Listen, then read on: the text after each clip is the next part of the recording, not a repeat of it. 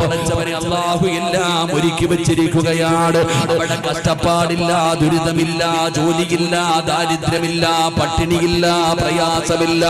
അവിടെ വഅദ് കേൾക്കണ്ട, വഅദ് പറയണ്ട, സദഖ കൊടുക്കണ്ട, നിസ്കരിക്കണ്ട, നോമ്പ് പിടിക്കണ്ട, ഒരു നന്മയും ചെയ്യണ്ട.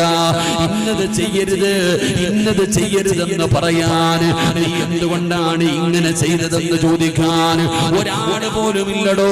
എന്ത് വേണമെങ്കിലും തിന്നാ, എന്ത് വേണമെങ്കിലും കുടിക്കാ, എങ്ങനെ വേണമെങ്കിലും നടക്കാ, ചോദിക്കാനും പറയാനും ആരുമില്ലാത്ത പടച്ച റബ്ബിന്റെ സ്വർഗമുണ്ടല്ലോ.